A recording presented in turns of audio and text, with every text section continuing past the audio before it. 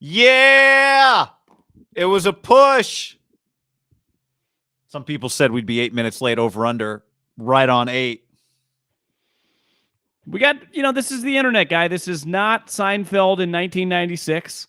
This is not Full House on a Friday night in 1999. This is not MASH in 1984. You know what when it it's like it's coming on at 9:00 on Thursday night. This is the interweb and YouTube. But you know what else is like this? No. NBA tip times. The Warriors game on Sunday tipped off at almost 1:00. Well, I went to get food at like 11:45. I was like, "Oh, better get home." I go to the place to get food, get a sandwich. There's a TV on. There's like 4 minutes left in the Celtics game. It's like, 12:20. I'm like, "Well, there's no way. Oh, I'm good. Like, I'm in no rush. This is fine." Same thing. I got a little workout in because, again, I don't love the 12:30 tip. It's a weird time. But I looked up and started doing the math. I'm like, I can go get a steam and a shower here. This thing, there's 100% they're not starting the Warriors game. This isn't the NFL week 4, right? They're not going to start the Warriors game till that thing ended. So I felt confident. Saturday night, a nice 5:30 tip. Yeah. Saturday, for a Saturday, it's fine. ABC Saturday. A Sunday, make life difficult. Can dig it.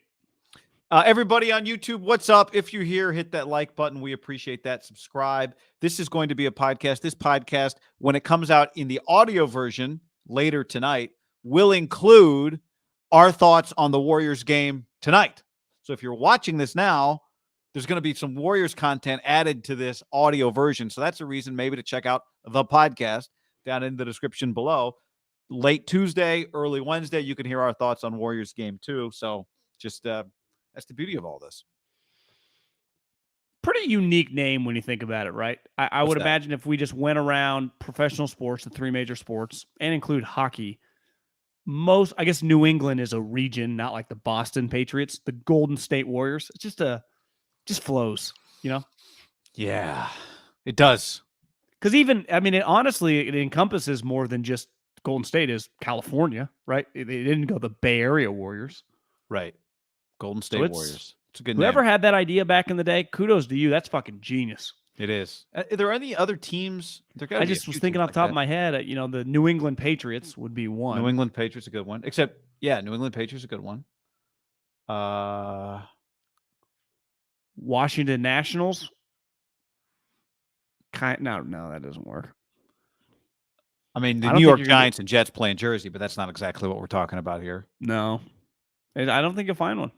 The Angels were the California Angels once upon a time. Not exactly what we're talking about here, but that's in the same region, right? Yeah. But not really. Yeah. Fresno State, I'd say, is probably just no. Hey, as we dive into this, you told me this. Somebody commented it.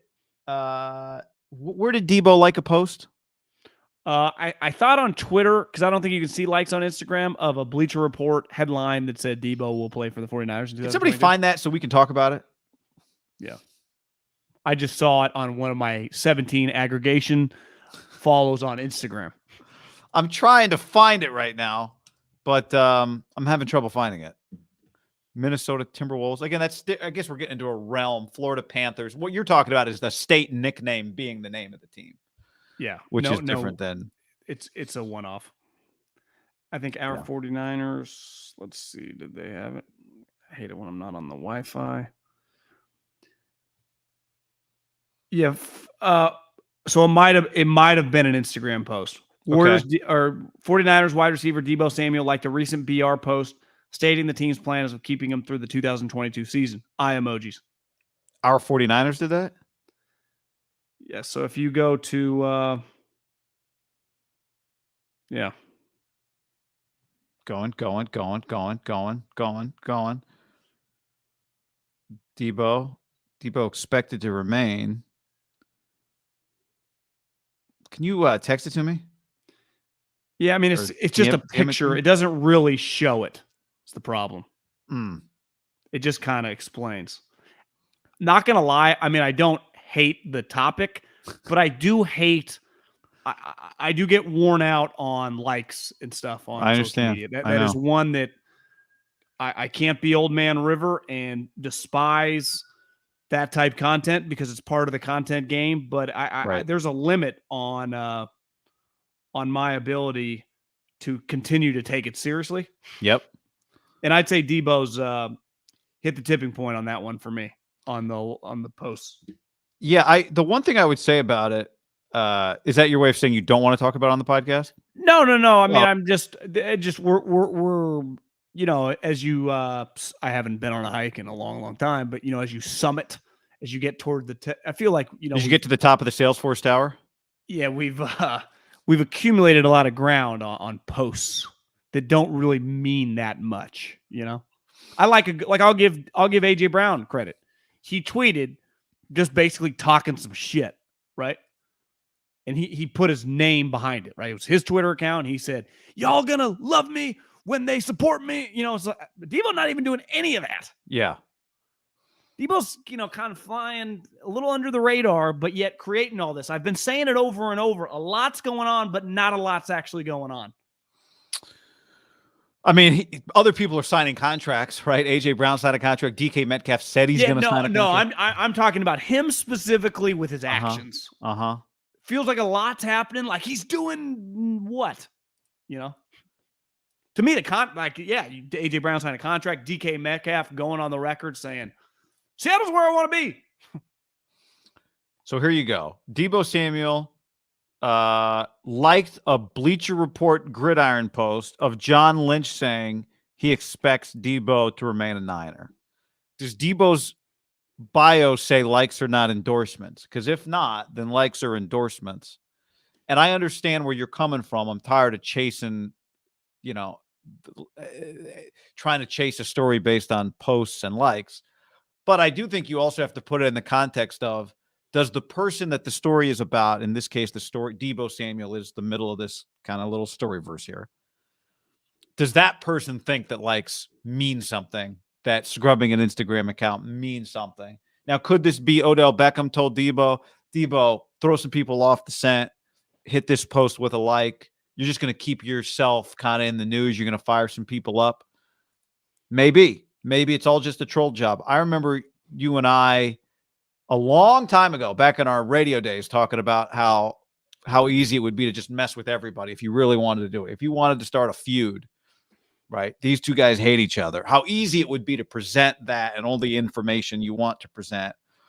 Like, would it be good for business if we started leaking stories that this is the only time we talk behind the scenes? We it's impossible, and it's nothing but anger and like just that kind of thing, like with a band, get people invested. And so by keeping your names in the news, just by a little like here, now chasing gold on the stream. Terrible idea. No, send that one to JB. His brother restored with a finger crossed emoji. I don't know.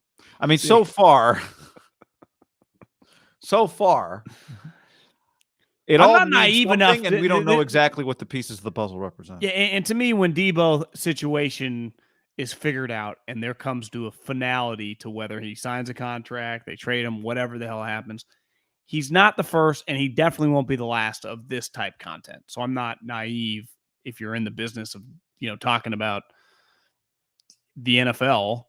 I mean, the NBA has been dealing with this for a long time. I would say the NFL has thrown their hat in the ring over the last couple of years. I mean, the NBA guys live on social media. The NFL guys actually have to work. They go to, during the season, like Monday through Friday, it's long days. The NBA guys have a lot of time on their hands, right? And it's a lot of social media. I would say that's the social media league. Baseball is kind of the anti-social media league. In football, somewhere kind of in the middle. And I just mean it doesn't feel like the players, it just feels like less a huge part of the ethos of the whole thing. I'm not even saying it critically. And honestly, it's kind of refreshing sometimes. Yeah. They play every day. You just watch them play, and it's just not like always going back and forth on fucking social media emojis. Yeah, but you could argue it'd be good for business if some of them did. You could. Yeah. I think baseball would argue we need some of that. We need somebody who hates somebody. We need somebody who talks shit about somebody. It'd be great for a player to have some controversial opinion about literally anything. Well, the Mets around are the adding to sport. that. They're getting in fights like Well, every yeah, day. guess who their coach is? Buck Martinez. Buck Showalter. Buck Showalter. So, I think Martinez, he's still around? I think he's I love Buck Martinez, Blue Jays broadcaster. Hey, Buck Martinez kind of sounds like that. I'm a big Buck Martinez guy. Used to be on national TV a lot, right? You did. I'll watch the Angels just for some Buck Martinez, man. Same. So, I wonder, like, if you slid this in front of Kyle. Hey, Kyle, just a piece of information, just so you know, Kyle, Deebo liked a Bleacher Report post about something John Lynch said on CanBR yesterday. Kyle said the highlight of his press conference at the end of the draft was not having to watch college film till 22. You think that gives you some insight, right? That he probably didn't love the idea of replacing Debo Samuel with Treylon Burks. No. Again, he's not in. One thing you give Kyle credit on, he's not really into unknowns. He's not into the just completely going into the wilderness blind. Well, some coaches like, bring it on, baby. Bring it on. Let me mold. The Kyle's like, I like knowing. It's why we pigeonholed him for so long of like, Cousins, Matty Ice. Does he like Matt Schaub? You just start going. He just likes to know. Mac Jones. Mac Jones.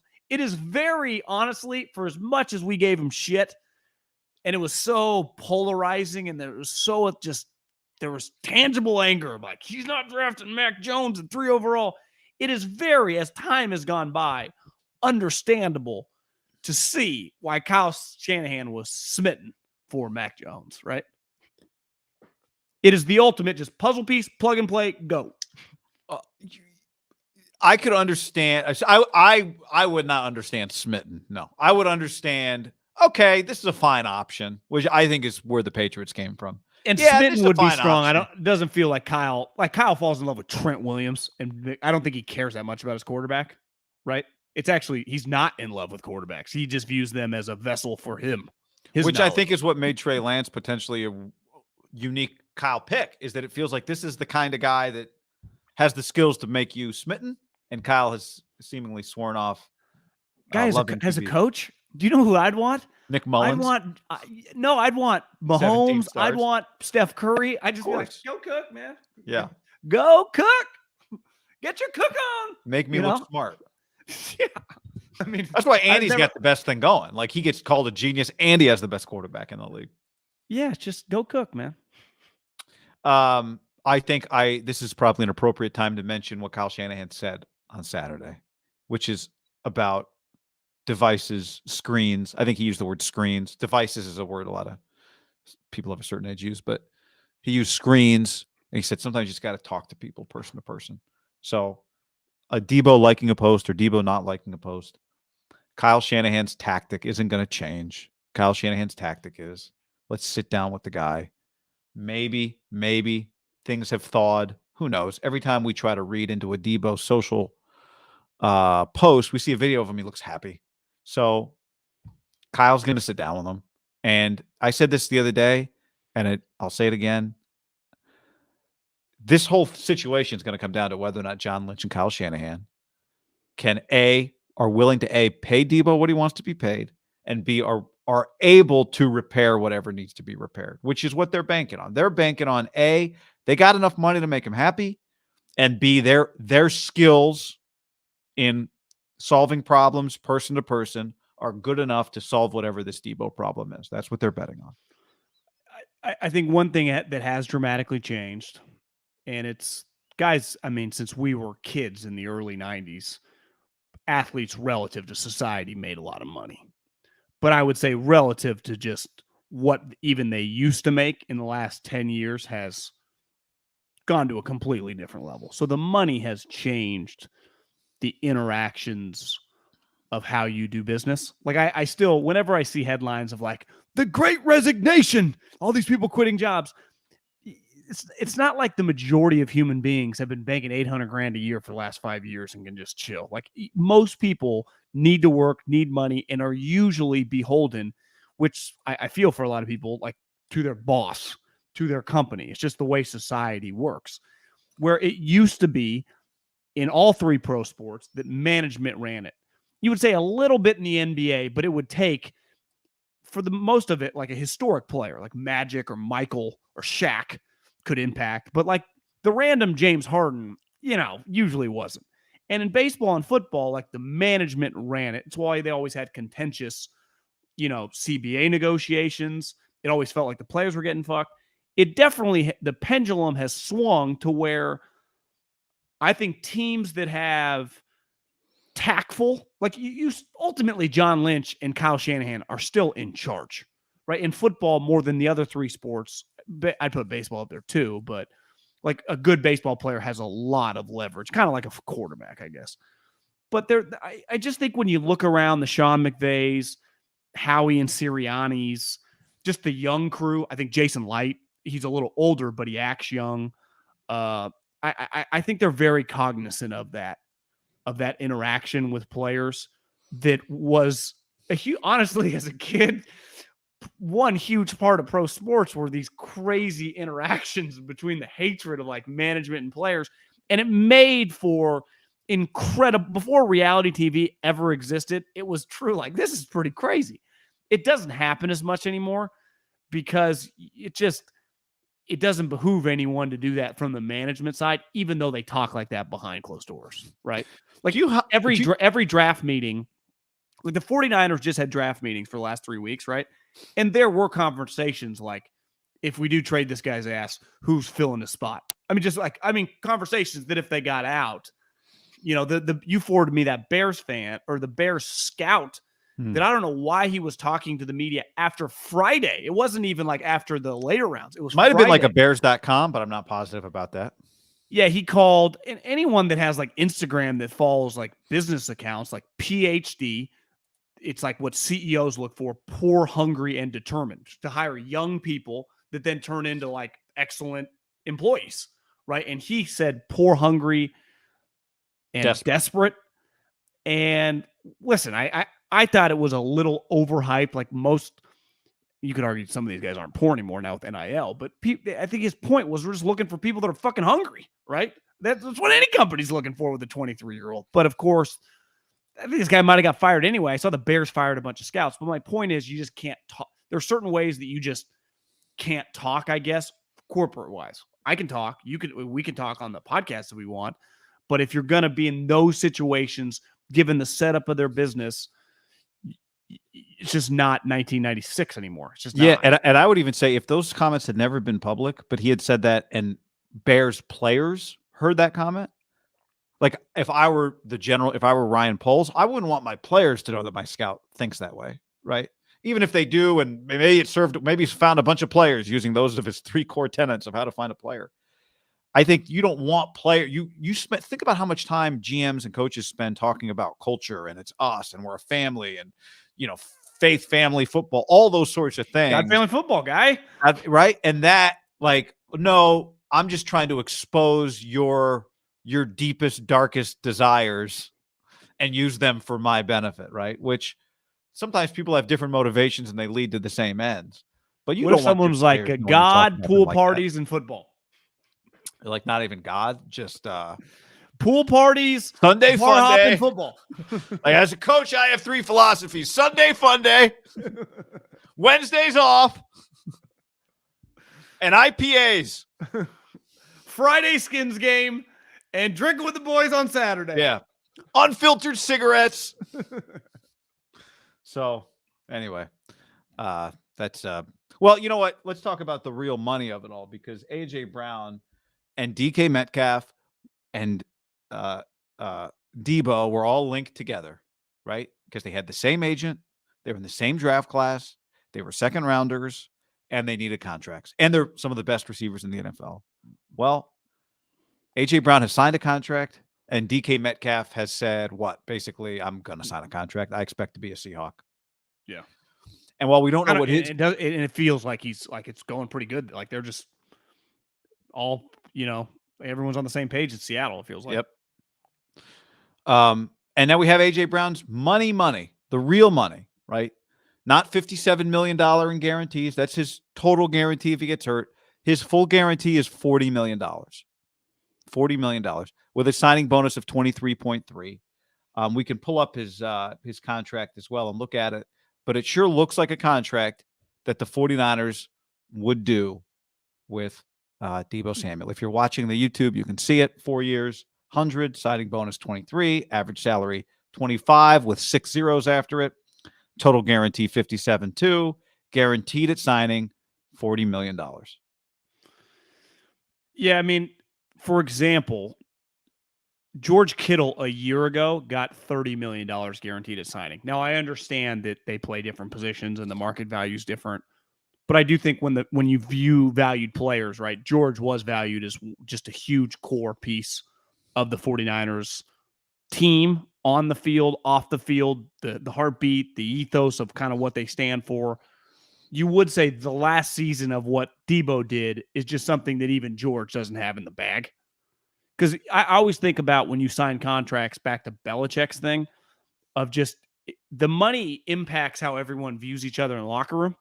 Like part of paying Trent Williams the highest paid guy in the locker room in terms of guaranteed, beside the quarterback, which I think everyone just kind of comes to grips with quarterback money. But like all the other positions, everyone acknowledges Trent Williams, pound for pound, is the best player on the team, right? So it's like, okay, we get it. Nick Bosa is going to get paid. Trent Williams talks about Nick Bosa like, yeah, I've never seen a pass rusher like that. So it all kind of falls in. George Kittle makes a ton of money. Well, it's like he's an all-pro level talent, right? People get it. Fred Warner got paid. He's a huge part, team captain level player. So if you are going to pay guys a little more than other guys, I do think it matters that Deebo's a team captain. Deebo's beloved as a player on and off the field. And you just saw the way Armstead talked about it. I think they all value that. Because to me, when you pivot off guys, like did they pivot off A.J. Brown just because it wasn't going to pencil for a year or two? Or just maybe they thought, I don't know if this guy's like Derrick Henry fits us more than this guy does as a person. And I don't know that much about A.J. Brown, but I do wonder if that had to factor in. Because if you love the guy, I don't think you trade him.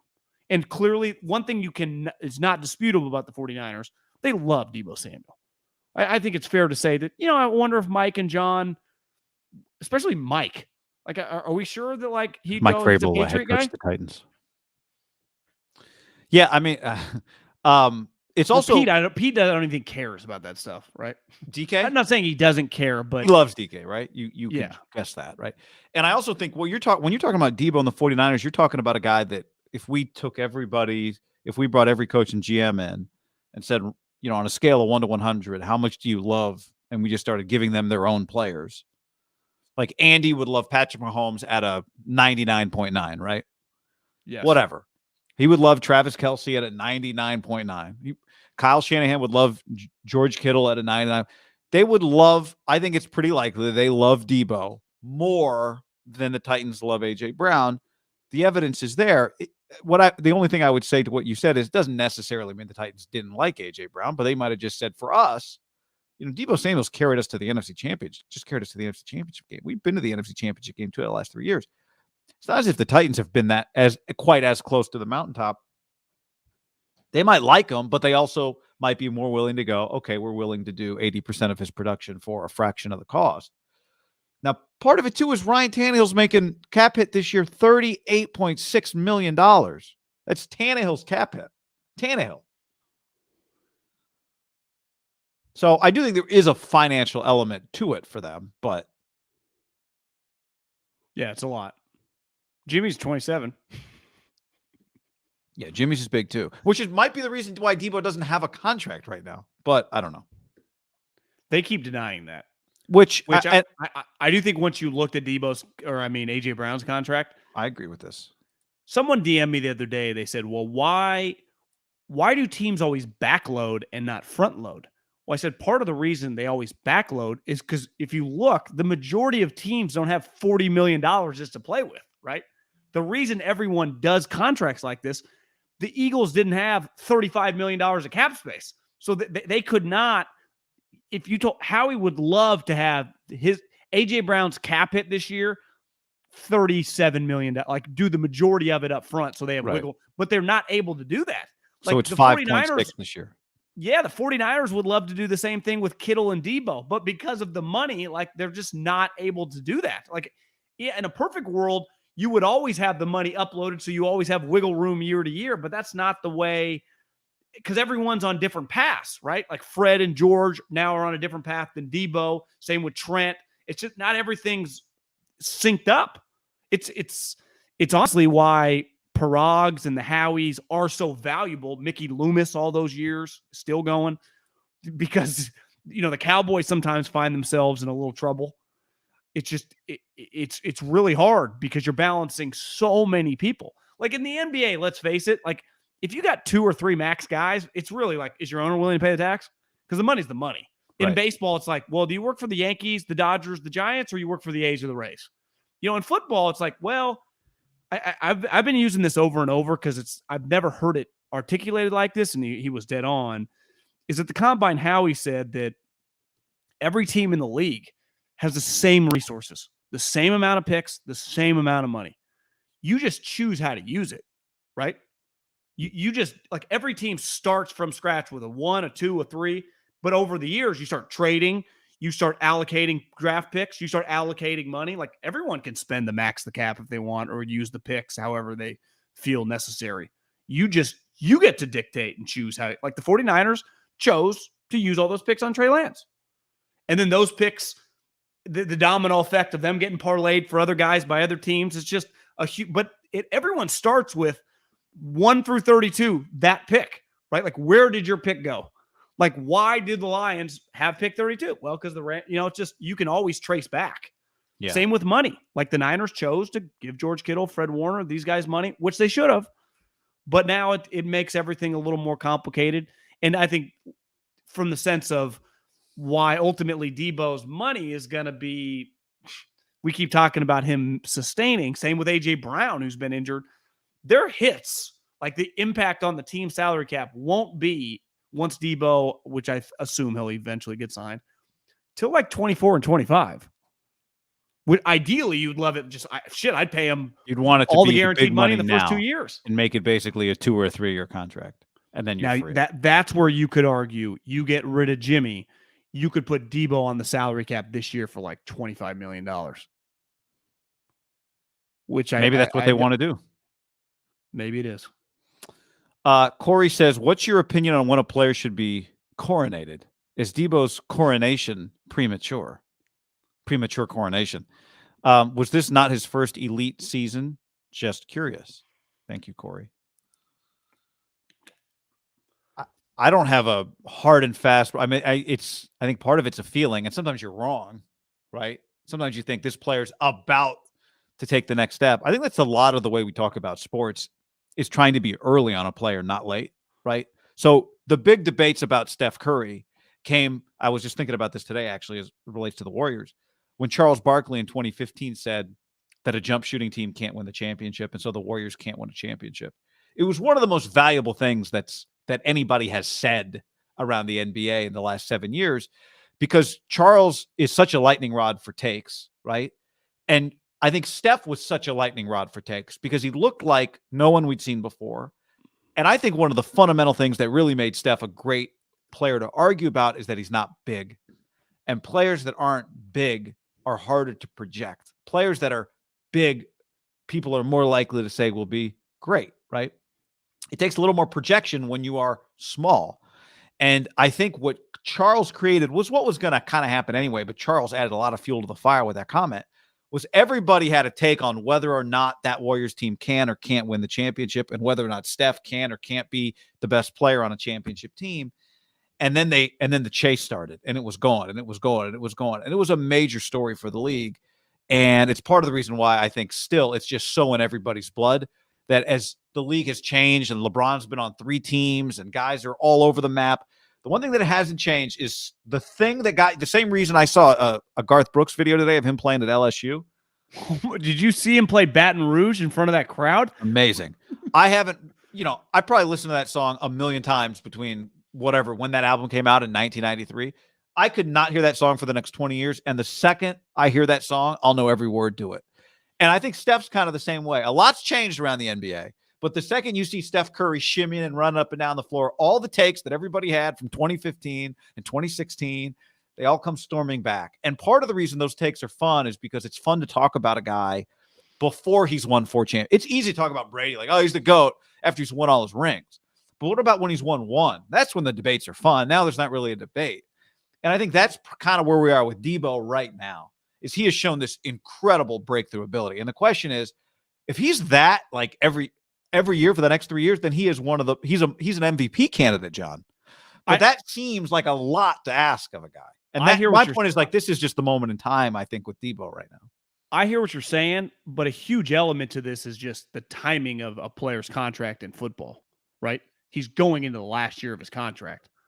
You know, to me, if he had, let's say they had drafted him 31st, like they had traded up instead of taking him 36, right? Got at the end of the first round, picked up his 5th-year option, he'd have a little less juice, right? They'd have more. I mean, it's just he's going into the 4th year, and his crop of guys, one literally just got paid, and it was like, who's going to go first? So to me, I'm with you. The big picture, that's always the conversation internally. How's this guy going to project? How good's he going to be for a couple years? And let's face it, basketball, Steph's a good example because he was an injured guy and he could stay healthy. But for the most part in basketball, unless you like have a long injury history, football, you're always scared. Even if a guy has been durable, just like, God, this game could just wipe you out, right? You know, the moment Nick Bosa gets paid, every time next season when he just doesn't immediately get up, everyone's going to be like, get up, Nick. I'll give you my knee. You know, I'll give you my elbow. Honestly, I hate to say this. You know, it happened twice the other day. When Clay gets a breakaway with a guy right on his hip, I hold my breath. It's the number one thing that I absolutely just still gives me a little bit of the heebie-jeebies thinking about. And I had no decision-making power, but I was just part of a team. And I remember feeling this at Fresno State and definitely with the Eagles when a guy would just be laying there. And honestly, it could just be a random backup player, let alone a good starter. But I think that is the number one, the coronation. If he's healthy, I think it's pretty clear Deebo is going to be a dominant player with Kyle, right? I mean, he was pretty damn good as a rookie, as a second-round pick. The reason 2020 got weird is he got injured, came in out of shape, and the quarterback situation.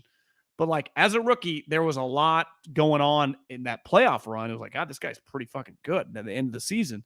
And this year it was like, that translates. Like he can be a dominant player in the league for several years. The only question is health. And then you factor in, I was thinking about this because I saw back to the Bears thing. Piece of advice I'd give anyone in the NFL or, you know, industries in radio, if you get fired, why? And I get it. Like we all have an ego. And really, I think sometimes we worry more, obviously, about feeding your family and stuff. But, you know, unemployment can keep you alive for a little bit. It's more about like, oh, I got fired, telling people that. It's, you know, it's tough. Yeah. It's not an easy thing to say. Yeah. So you're worried about other people's opinions.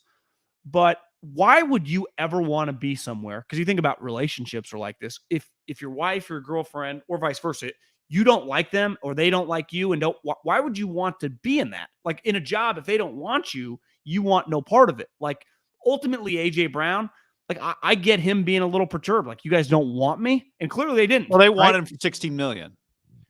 Yeah, but they wanted him enough to have no problem doing a pivot for Treylon Burks. Like the Niners, they have shown. You know, the video of Mike Vrabel going on a little mental health walk to the door and back tells us it wasn't that easy to go. Yeah. I mean, it was clear it was a very tough. You know, it's one of those like very tough decision. Right. It was not an. They just subtracted one of their best players from their team. Yeah. So I'm making it seem a little too like black and white, easy, you know, cut off and get rid of a trade. It wasn't. No different than the Niners with Buckner. But ultimately, like, I'd say if I was DeForest Buckner, like, they were cool with trading you. So, like, you were in a place where Chris Ballard and Frank Reich, you're now the heartbeat of their team. They traded a 1 for you 4 years into your career and then paid you. Like Deebo, these guys want you. These guys are hanging up on people. I saw another one today. Not a great offer, but the Lions offered pick 32 in the 3rd round pick.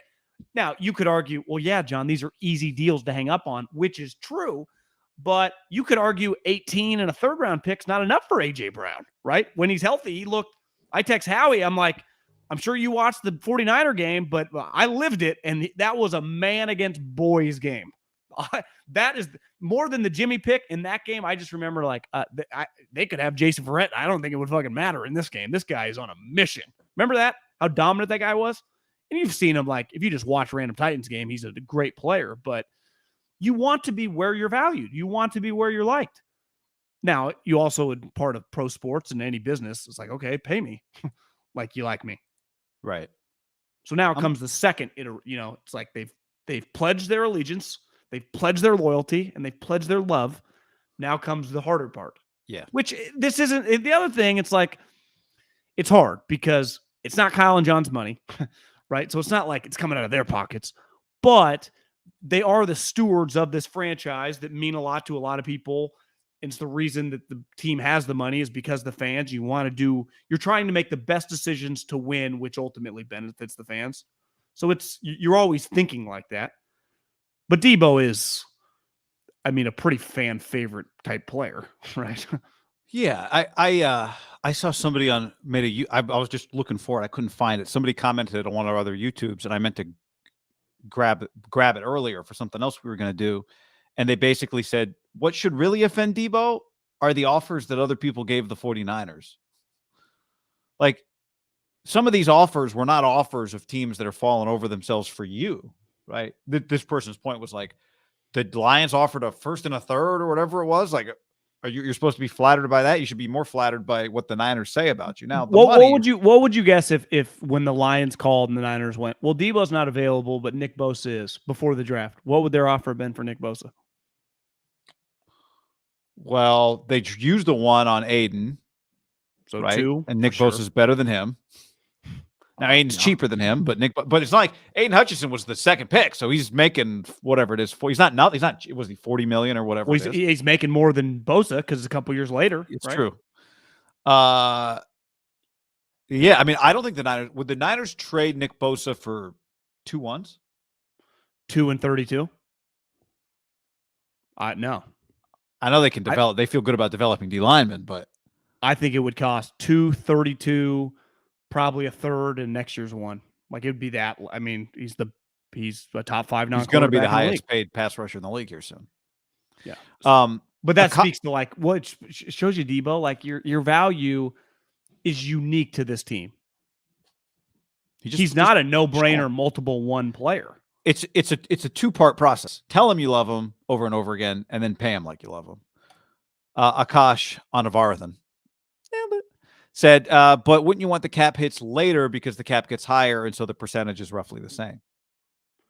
No, because I'd want to front load it that if he's not living up to the production and he gets beat up, I can pivot. Part of like that to me with him specifically, right? Because my question with Debo Samuel is sustaining this. Like, think about Zeke with the Dallas Cowboys. What was the knock on, obviously you don't sign running backs, but why don't you sign running backs? Because they fall off a cliff.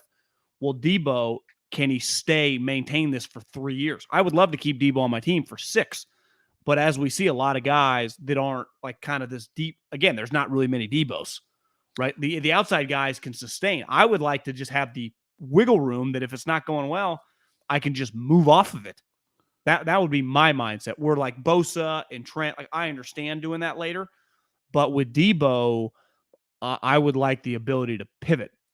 I also think if it were March 15th and we were a day or 2 away from free agency, you might look at this differently, right? You'd say, well, I don't want to have no cap space. I got free agency coming up. But now free agency is in our rearview mirror, right? Honey Badger has signed somewhere else. A lot of money. And the Niners eventually, if they trade Jimmy or cut Jimmy Garoppolo, will have cap space that they are not going to use on anything else in 2022. That is the icing on the point, right? To me, if let's just say hypothetically, Deebo doesn't sign till training camp. The 49ers cut Jimmy Garoppolo and they immediately have whatever the number. Now I know he has that, depends on how much he signs for, but let's just use it. Let's just use his number, $27 million available. Well, who's going to become available beside that? You need your money to sign your draft picks or whatever, but the 49ers didn't have a first round pick. So what's the total compensation of their draft? It's going to be pretty low. Honestly, there are a lot of teams in the league this year where their draft cap hit is going to be really, really low relative to most years, right? Think how many teams didn't have first round picks. think how many of those teams then ended up with like either late second round picks, or some teams didn't even have first or second round picks. So you could do a cap hit of $25 million this year on Deebo. Wouldn't that be conducive? And then it really turns out to like a 2-year contract of like 2 for $42 million or whatever, right? If you gave him 41, like a little bit more than AJ Brown or whatever. Yeah. And you get, boom, a large percentage of it. Because usually whenever you look at a cap, right, of a long-term contract over $50-60 million, it's always like 3, 8, 18, 29, right? Where Deebo would be the opposite. Now, you could argue if you're him, then it's like, well, then you could just get rid of me, but you don't necessarily care if I'm paying you. Players don't get caught up on how you amortize the money over the cap. They just care how much you pay me and what the APY is. And how quickly do I get it? You could also argue if you're Deebo, you guys love me so much, you better pay me a little more than AJ, because those guys didn't know him from Adam. I mean, they watched his tape, but they don't know him. Desperate. Right? Yeah, if you love me so much, AJ just got 40 mil from a team from strangers. Never met him. Well, they talked to him at the draft. Yeah, they did. Howie's been plotting this for 3.5 years. He's like, John, we'll give you 18, a third. We'll throw in Ortega-Whiteside or Jalen Reagor if you want him. Ortega-Whiteside's playing tight end now. Honestly, you could probably bulk up and play tackle if you really needed him to. He's like, let me see. Maybe I can get the Giants' 5th pick if you guys take Kadarius Toney. Hold on. If you guys take Toney, the Giants said they'll send me the 5th. You guys want to do that? That's a good question, Akash. That's a good little. I enjoyed that. Yeah, I think the key is what you said. It's that they're not. What are they doing with the money this fiscal year in the fall? Now you say I think the pushback is you just never know what becomes available. It happened with Garoppolo a couple years ago. Khalil Mack. The Gruden. Things change at the drop of a hat, and you want the pivot ability. Now, my pushback would be, well, even next year, it's not like you have a 1 to give, right? It's not like you're locked and loaded with some ammo. John, let's tell the people before you go any further. Maybe John and Kyle are sleeping a little easier about our friends. It's sleepnumber.com/ham. Sleepnumber.com/ham.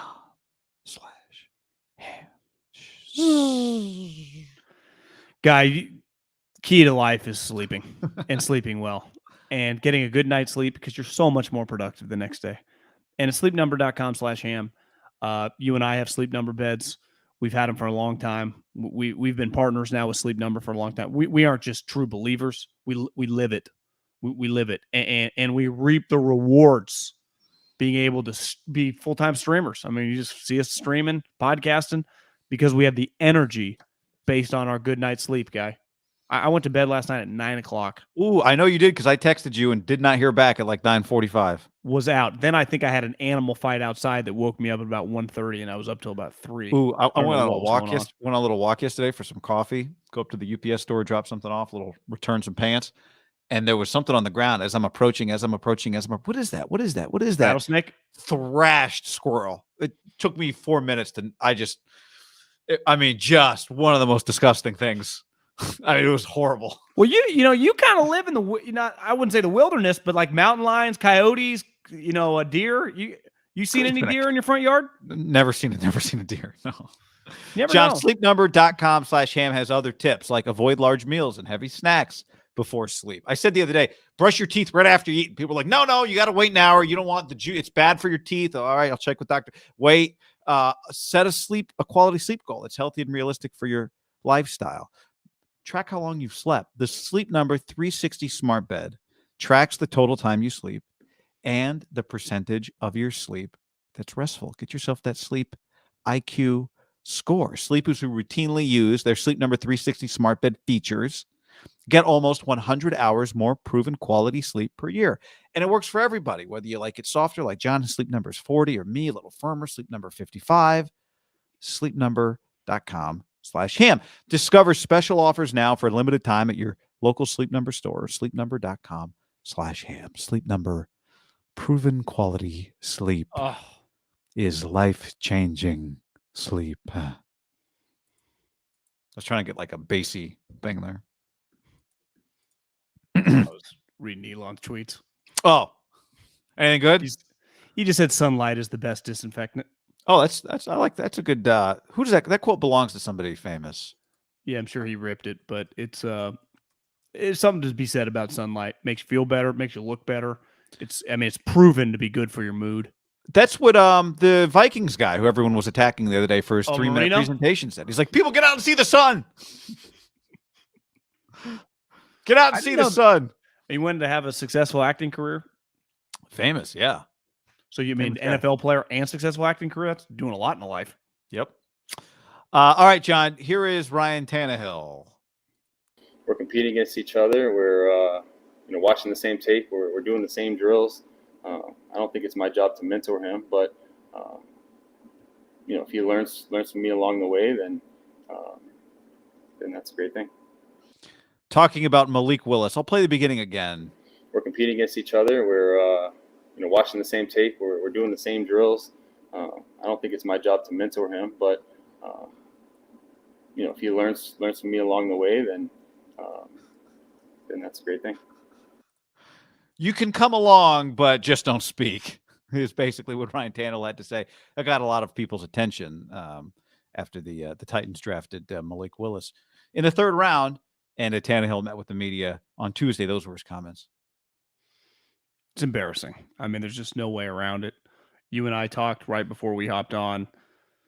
I mean, part of the deal in the NFL, especially at that position, when I pay you so much goddamn money, it's to be a good guy. And the standard at that position, you could say, is a little unfair, but it's, as Don Draper once said, that's what the money is for. Like, shut your fucking mouth. Like, to me, that's kind of a clown. Like, if I'm Mike Vrabel, I'm this is not one. Brady and Manning wouldn't act like that, even if they felt it, internally.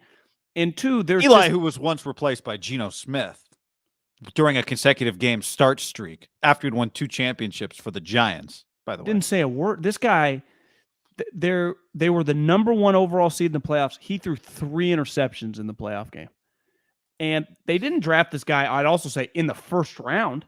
This is a third round, not even close project. Like, Ryan, you are the starter. I don't think he's 1,000,000% guaranteed to be the backup. He just, I don't know. I mean, what if he can't complete passes? I mean, he has a long way to go, guy. To me, he's a total project at third round. And to say that is just, honestly, it speaks to Jimmy Garoppolo last year, who had the guy drafted 3rd overall. They traded multiple picks, and they told, yeah, Jimmy, you're still probably the starter. Like, and he did. Can you imagine if Jimmy would have said that? But they said probably. They didn't even say you're the starter. Yeah, they are more sure that Ryan Tannehill is the starter in Tennessee than the Niners were last year that Jimmy Garoppolo was the starter. Well, I'd say the people around Kyle weren't sure. I think Kyle was sure. Good point.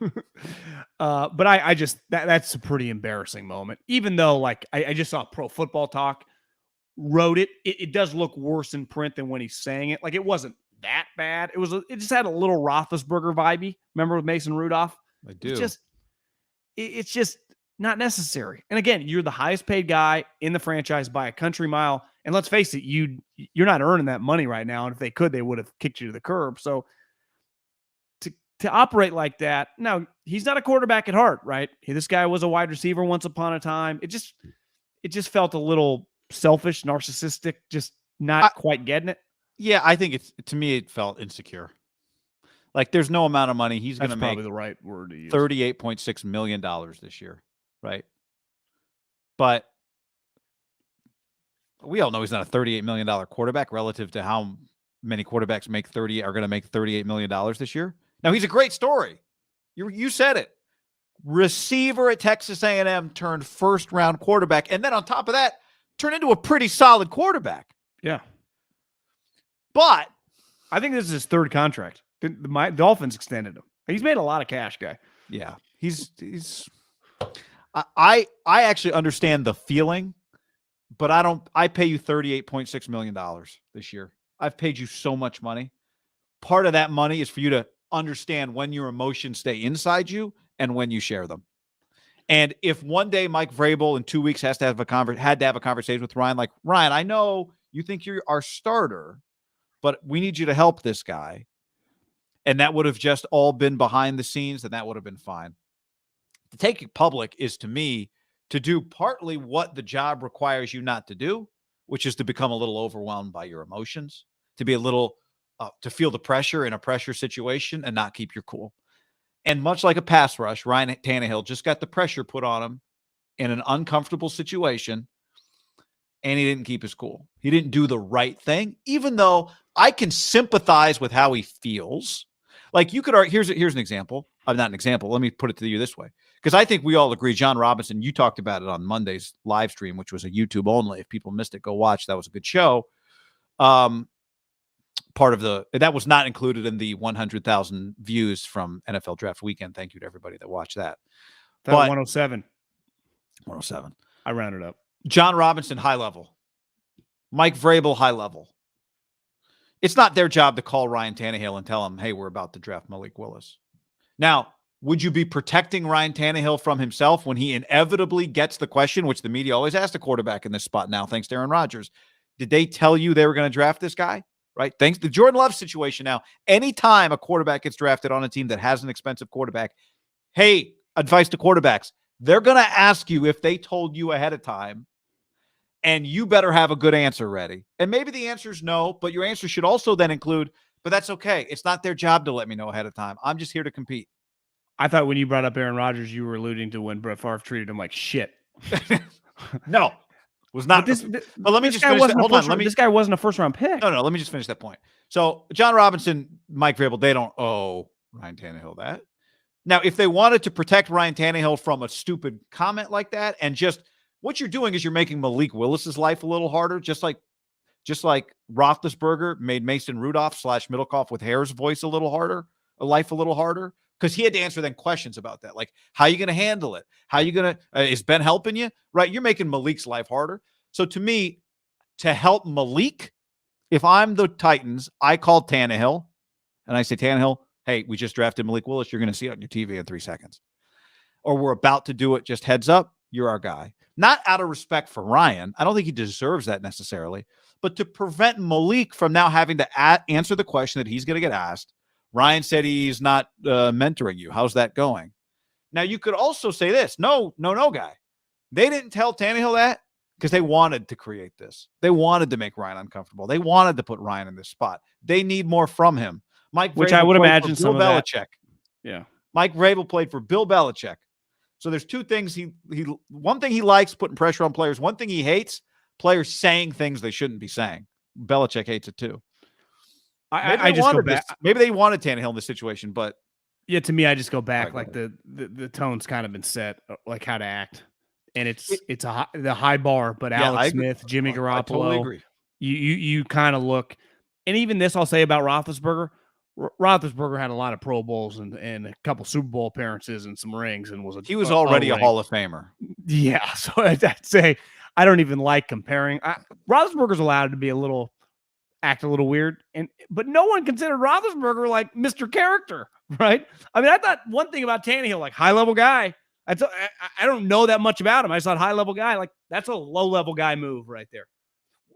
I've seen what high level guys do. Alex and Jimmy. We just have two recent examples. That was a low-level move. And honestly, you could see the anger on his face. Part of being a quarterback, you have to be able – like there had to be days last year when Jimmy was like, God, this is bullshit.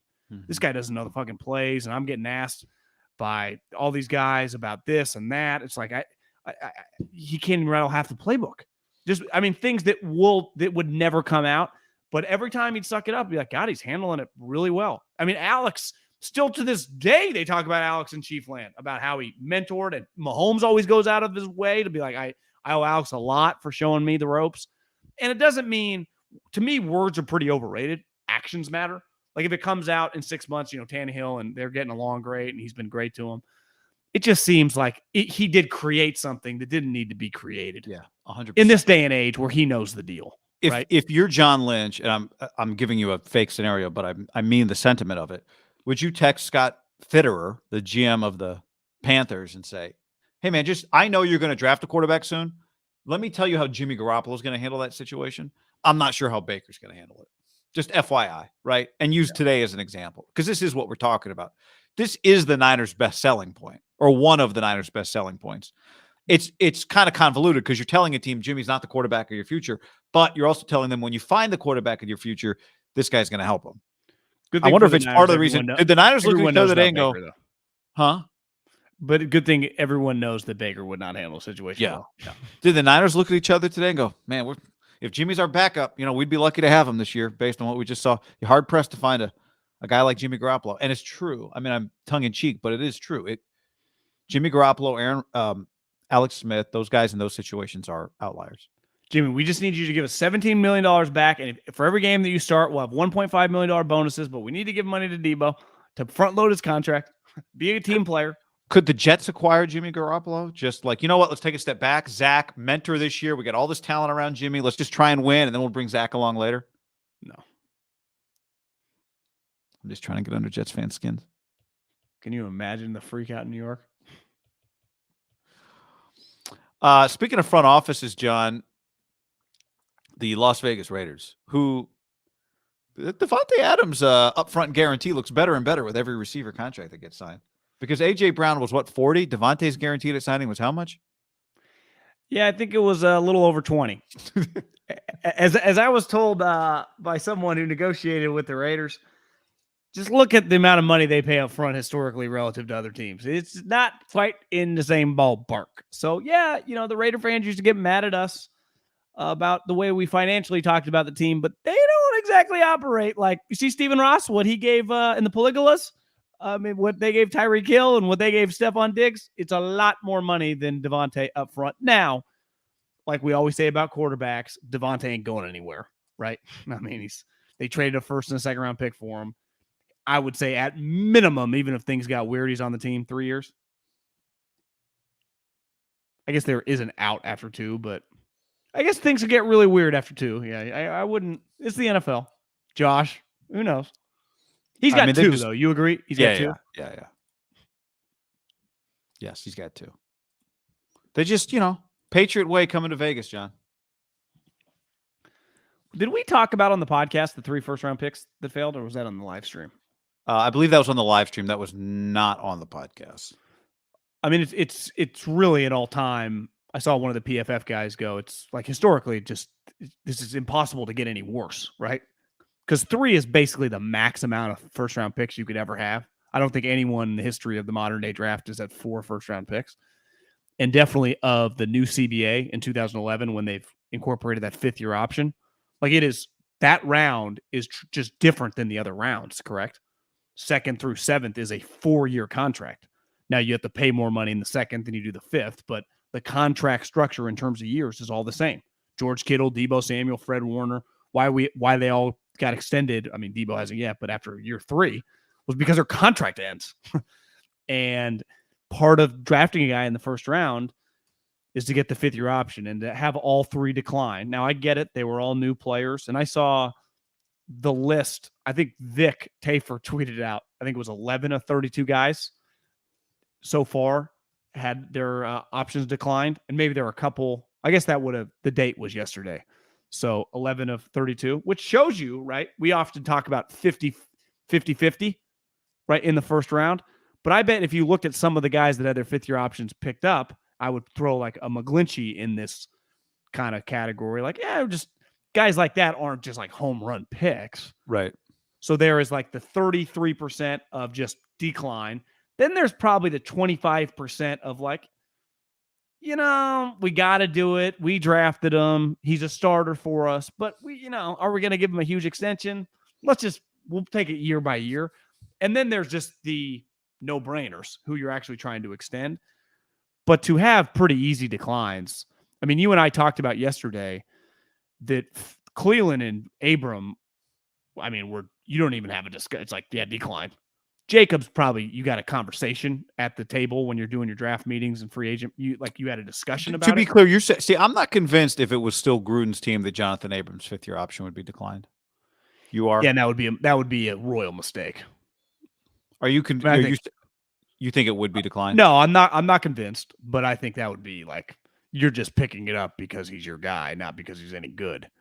Because you wouldn't, Jonathan Abrams, if he hits the open market, would never get $12 million or whatever his 5th-year option would be, right? Maybe it wouldn't be. I don't know. I'm just Well, no, I think it reflects that one thing under John Gruden is they had no clue what they were doing in terms of personnel acquisitions. I think we acknowledged that when they could just coach, when John was just running the offense and the team had its moments where they were not like a joke.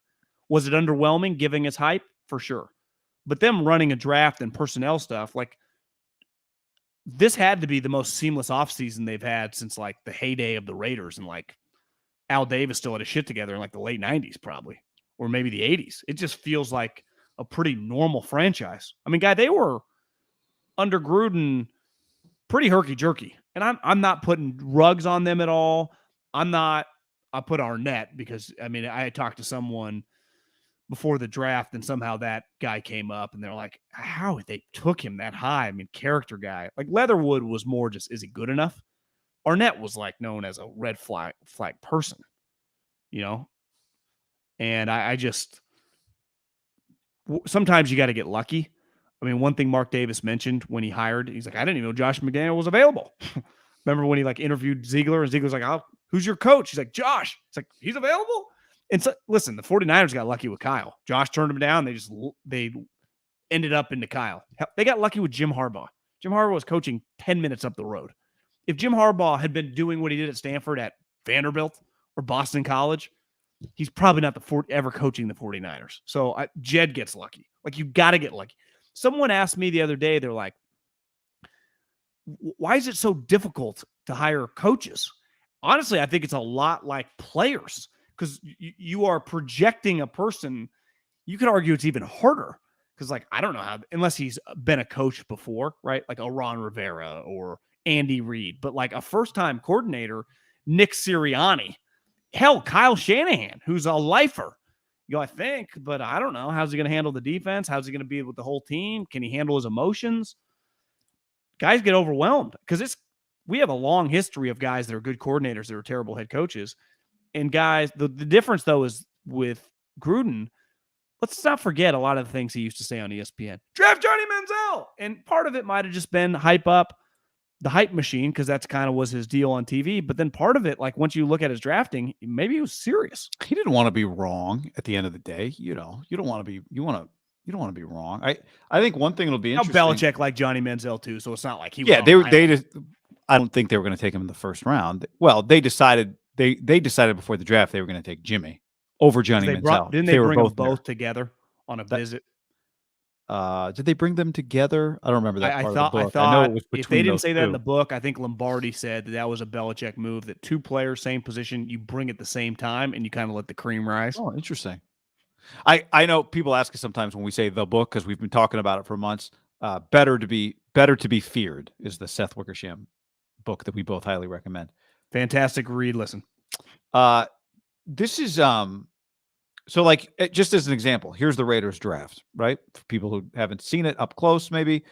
Dylan Parham, offensive lineman in the 3rd, running back in the 4th, a couple of defensive tackles in the 4th and 5th, an offensive lineman and a running back in the 7th. Let's look at just some historic Patriots drafts, since that's what these guys were a part of. Last year, obviously, Mac Jones gets all the attention, but they got a 4th-round running back that turned out to be pretty damn good, Ramondre Stevenson. Right. Mm-hmm.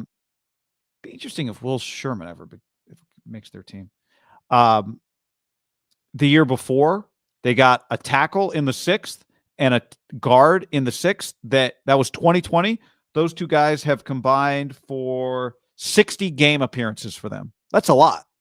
Yeah, it is. 32 and 28. They've made multiple starts for them over the years. The year before that, 2019. All these guys have played. They got their punter in the 5th. They got 17 games out of their 7th round corner. They got 19 games out of a 5th round defensive tackle. They got 14 games out of a guard in the 4th. They got 60 games out of a 7th round corner the year before that. Braxton Berrios, not their guy, but he's turned out to be a good pro. They got him in the 6th round. Guy. Yeah. So, the point is, like, 48 games out of an inside linebacker, Jawan Bentley, as I'm going through this thing. I'm going to keep going. Like, the odds are, if the Patriots history is any recent history, and I know you've made the point a few times about Bill's coaching tree is not great. Bill's front office tree is pretty solid. So maybe the Ziegler element of this 1-2 punch here with Ziegler and McDaniels is just as, if not more important than the McDaniels with an S part of this, right? I think Josh said when he got the job, and maybe this is a learning experience, is he realized he needed a good right-hand man, and it's why he wanted this package deal, so a guy he could trust, because it's so much easier to be a good coach. It's like anything in life, right? The more responsibility you can delegate to people you trust, the more successful you can be in whatever your job is, and focus on, whatever the most important part about your actual role. And with Josh, it would be implementing the offense. He's the offensive coordinator. It would be implementing the scheme. It would be coaching his coaches. You don't have the time to just run a college scouting department, which definitely felt like a lot of the New England guys that have failed. They try to do everything. And Josh specifically, when he went to Denver at 33 years old, he thought he could just be like Bill Walsh meets Bill Belichick meets Bill Parcells. And he made it a year and a half. And I do just wonder, like I said, like, you can't really dispute. Now, I'm not some draft nerd anymore where I can just rattle off every Texans player, but everyone I've talked to is like, I think the Texans had a pretty good draft. And Really? think about the ammo they have coming with, for the next several years of first and second round picks, right? They're going to double dip now for a while. Even if the Browns are good, having the extra pick 24, even if your pick's 10, isn't a bad thing, right? We just saw the Lions go from 32 to 13 or 12 to get Jameson Williams. So I think there's an element of, I just wonder if Bill just has different conversations with those guys, right? He's just in a different, even during the season, right? If He needs them a little more. Yeah, and you're just talking a little bit differently. Like when you're the O-line coach, you're just obsessed with, like, we're just talking about the scheme, we're just talking about the opponent. Where when I go into Ziegler's office, when John Robinson comes back into town as scouting director, we're just talking bigger philosophical stuff. Like, how do you think this guy compares to this? You're just talking a little bit differently than the week-to-week, scheme-to-scheme stuff, which clearly in New England, they just get on that. As Phil Savage once told me, Belichick gets on the treadmill of football, and he doesn't break pace till the draft, from the start of training camp till the draft. But I do think the coaches do something very specific where the personnel people, they're doing free agents, they're doing college guys. The one thing he gives, this is, I would say, Bill's greatest quality. As a college, you can't become a college scout without working in pro scouting for them. And typically he makes you become at least a coach assistant for a year. So you just see everything. And those guys that become personnel people, they have just seen it all in the building. So they just have a pretty good understanding of how everything's working. Where the coaches, he puts you like on offense and defense and moves you around until he finds your spot. But it's just coaching. Where a personnel guy, you get to feel the pro, you get to feel the college. And I just think it's just a different conversation than, like, you're not playing a part in the game. So he's not going to be as mad at you on a weekly basis, right? Like in November, in the heat of the season, like, he's going to have a hot take would be the wrong word, but like a legitimate, like, is my wide receiver coach doing a good or bad job? Or if you're just I was at home with Cougar Linda and I was watching the LSU Bama game and this little corner from LSU stood out. What's his deal? And I just think your conversations are probably different with Bill. The coaches are never left alone. I noticed it when I worked for Coach Hill, right? Because all we had were coaches. We didn't have a personnel staff. He just interacted a lot differently with me and Drew than he did the coaches during the season, just because it was like almost a release. Like, we get to talk recruiting, he just could kind of chill. Interesting. By the way, you mentioned the Texans. I do think they're a pretty interesting. I think one of the under the radar, I don't even know if it's under the radar, but one of the interesting stories this year in the league is going to be Davis Mills. Now, if he's not good and they're not good, then they might have one of the top picks in the draft next year, and it's not really a decision. But what happens if he's kind of good, pretty good? I don't know how to judge it exactly. And they end up still in a position to draft. Now, or CJ Stroud, what if, because sometimes this happens, right? CJ Stroud and Bryce Young, both are might go 1 and 2 right now in next year's draft, right? That's how people are talking about it. I would say if you looked at a mock draft right now, which I saw a bunch coming out on like Sunday and Monday, yeah, they would be 1 and 2, right? Dane Brugler, I looked at, that's what he had. But Who what do if you it have? turns Who do you have? One Stroud. I think. Will Anderson 3. But what if it turns out that they both have really good years, but they don't go 1-2, they go 2-5, Feels unlikely. 2-3, whatever. Feels unlikely. Happens all. Justin Herbert got drafted 6. Now, you know what? I rescind that. That's a bad example. Justin Herbert hadn't reached the heights that Stroud or definitely Bryce Young have. I'd say the hype on these two is, I wouldn't maybe call it luck strong, but it's pretty hype strong. I agree, but Justin Fields eventually didn't go in the top 10. But other guys went 1, 2, 3. I know. I'm just trying to concoct a scenario where the Texans are in a position to draft one of these guys, but also like the year that Davis Mills had. I think that would be the turning point in Casario's career, whatever decision he were to make. Because let's say he went, well, I'll just take Will Anderson. I'll keep building my team with all these picks, and we'll just build it around Davis Mills. And if it failed, then I think he's screwed. Because you think if Davis Mills just turns out to be Dak Prescott or Kirk Cousins, and you can build up a sweet team with all these picks, then you're in pretty good shape, right? You know what? Here's maybe even a better way. Does need to get paid. Because my scenario is a bad scenario, probably, because it's going to be hard for them to be that for him to look that good, and then for them also to be bad enough to draft these guys, right? Because he just had a tiny little moments. They didn't even draft 1 or 2 this year. But they do have a lot of picks, like you said. They've got their 1 and the Browns 1. They've got their 2. They've got the Browns 3 and their 3. The next year they've got both. So, maybe they're in a position to move up. Maybe they're in a position to move up. What do they do? What do they do if they drafted 7th? But they could easily get to 2.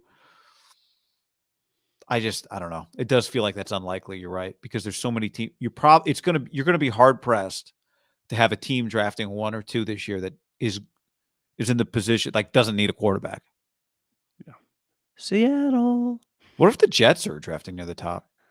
Bye, Zach. Seattle. If the Jets just had the last 2 drafts and they're drafting 1 or 2, they got problems. I saw Tanner McKee mocked to Seattle in a trade for one of the 2. Well, later in the draft, in the first round. If I was in the mock draft business, or just taught, like, I had to do a column, I don't see how I wouldn't have Seattle as a top 5 team in the draft. Do you? Could they be better than? And then let's go through the list, like Texans, Lions, Jags. It's a short list. Yeah, it is a short list. Because you would say the law of averages would be the Jags. I mean, are they going to draft top 1 3 years in a row? You would think they'd be a little bit better. I heard DJ and Bucky, they had like a draft recap pod, and he mentioned how in a just times when people aren't signing linebackers, he signed multiple or drafted. I guess he paid a linebacker in the free agency. He drafted Lloyd at the end of the first, and the Muma guy, dude from Wyoming, Chad Muma. I was sitting on the couch, and the highlight package, like, damn, this guy looks like a first rounder. I know. I saw him a couple years ago against UNLV. Well, think about this guy. Trent Baalke, who was his best teams? Bowman, Willis, Alden Smith, right? So it's like Ahmad Brooks. I bet in his mind, just like, give me ass kickers in my front 7. I've seen it work. Would you imagine that Trent Baalke views linebackers different than a lot of people that undervalue them throughout the league in his experience? Yeah, I mean, I would imagine that he values linebackers as much as anybody drafting linebackers values them. Yes. I would probably say he's first, given what he just did.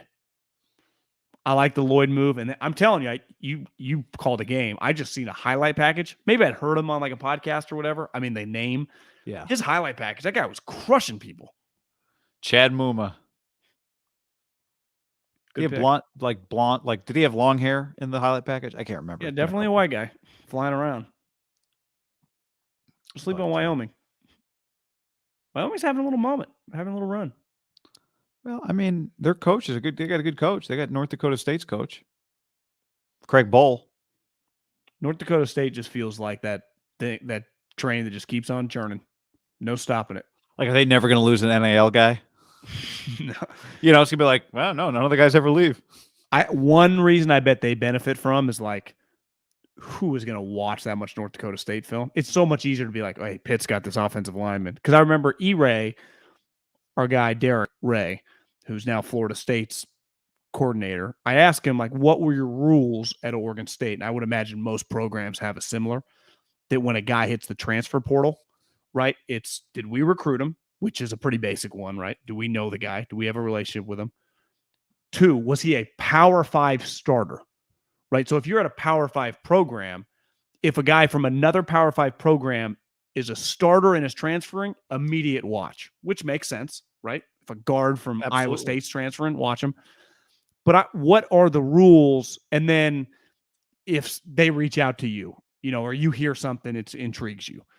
But like if a North Dakota State guy, if you're Oregon State or hell, even Fresno State, like, they'd need to come to you to tip you off, probably, to make you get effort. Because even look at somebody you have some connection to somebody.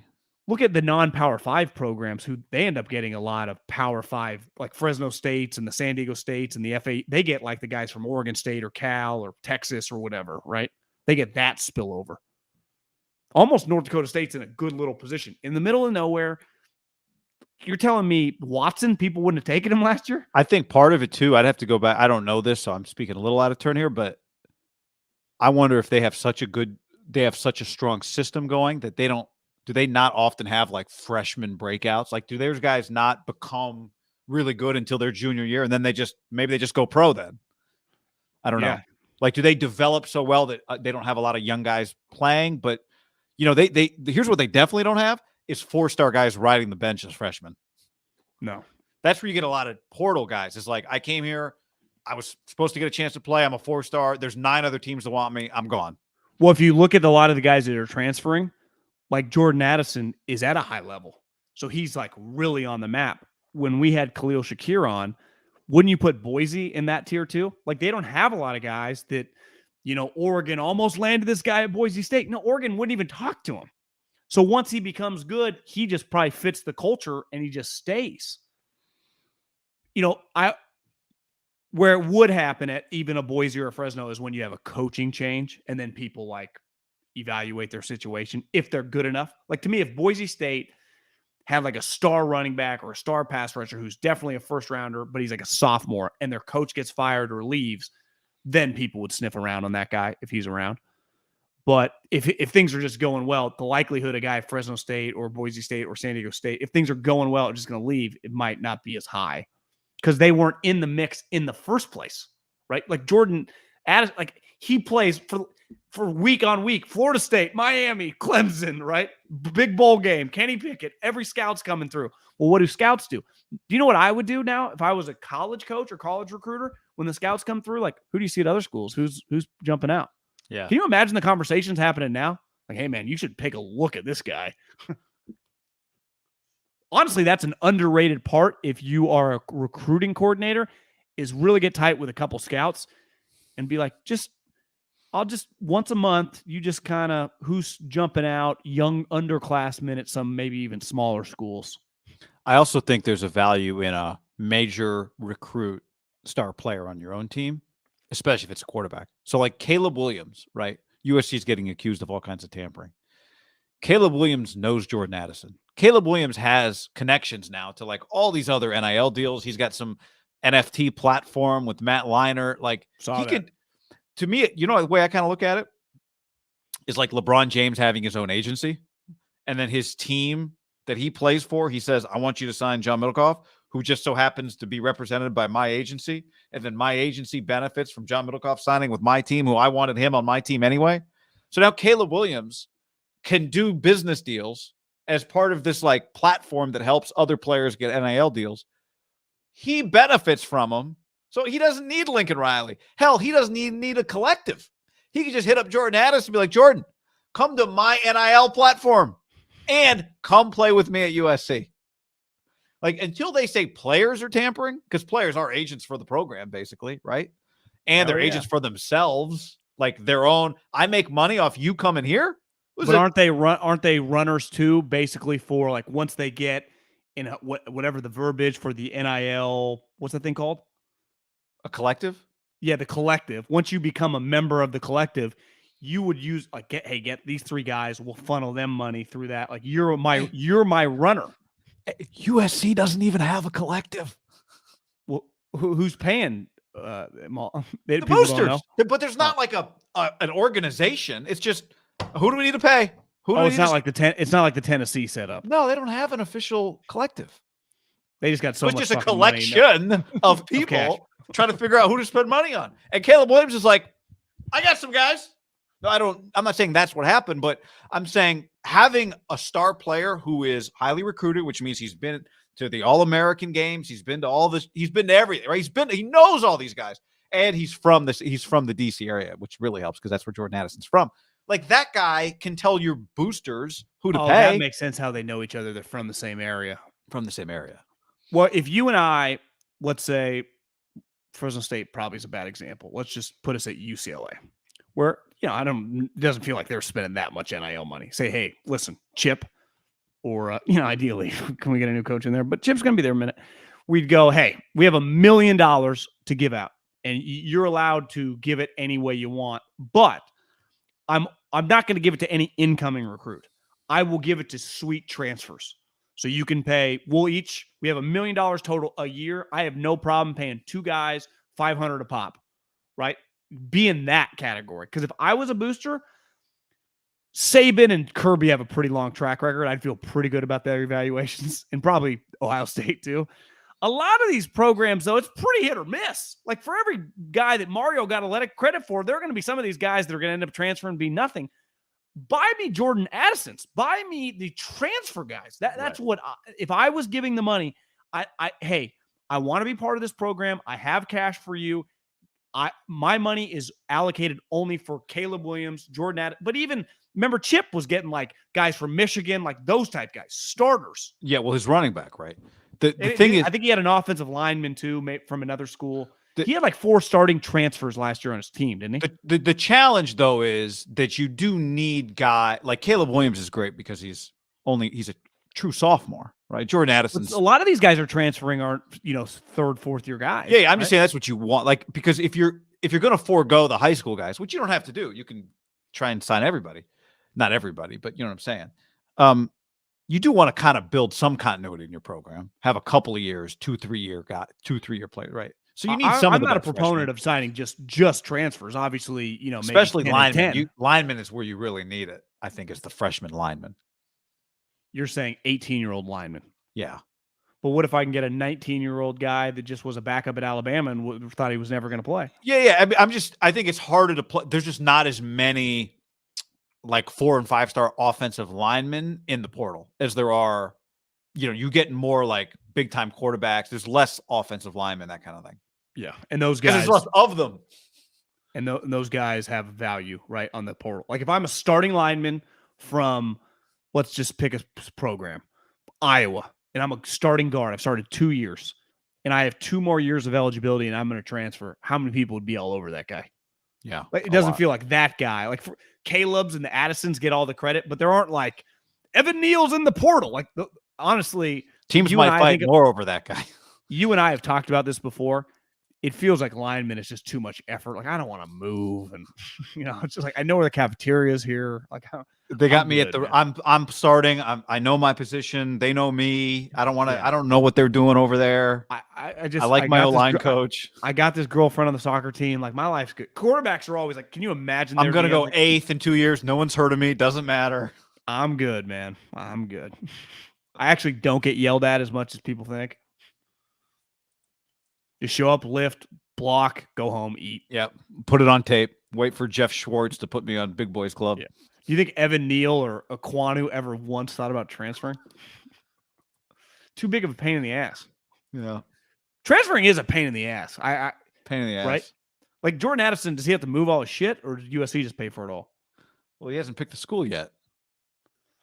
Sure. Oh, you're saying wherever he goes, who pays for his move? Well, we gotta be real though. I mean, it was Caleb. Like Caleb hadn't picked a school yet, and then he went to USC. Yeah, this feels like it's been a done deal, right? I'd be shocked if he's not at USC. Yeah, but I'm just saying. Someone said Texas is in the mix. I mean, there have been some reports that like this is not as done as that tweet that made the rounds on Sunday or Monday, the guy saying $3 million, it's done, that whole thing. Well, because he's good enough that all the other top programs, like who's to say that LSU or A&M or part of it's low, but you're going to be a first round pick if you just stayed at Pitt, probably. So you don't want to take a step back from a football stock standpoint, right? When I'm a high school kid, I get 5 official visits, meaning my senior year, I can go on their dime to 5 schools. Now, I can unofficial and pay my own way, quote unquote, in the South. They'll pay for it. But 5, do you have an unlimited amount when you're in the transfer portal? Can a team fly you in? Do you know the rule on that one? I'd be fascinated.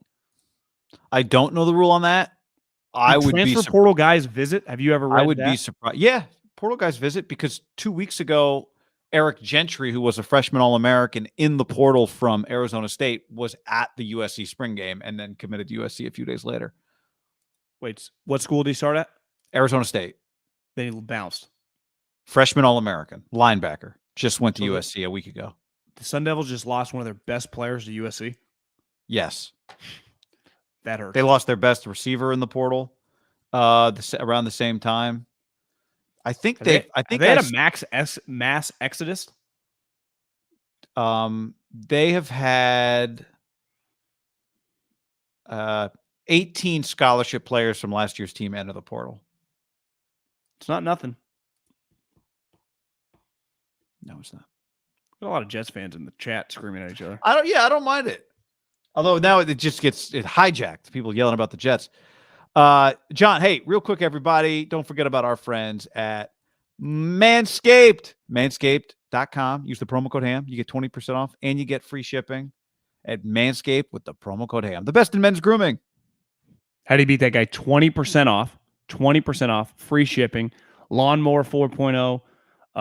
Obviously, the crop preservers, the weed whackers, they got it all. Manscaped.com. Promo code HAM. 20% off. Free shipping. I mean, come on. Great stuff. All right, y'all. Thanks for hanging with us today. We always appreciate it. We always appreciate your support. What? Jetee? Jete? Jeter? Derek? We'll finish on a Jets note today, John. To quote the great Rex Ryan.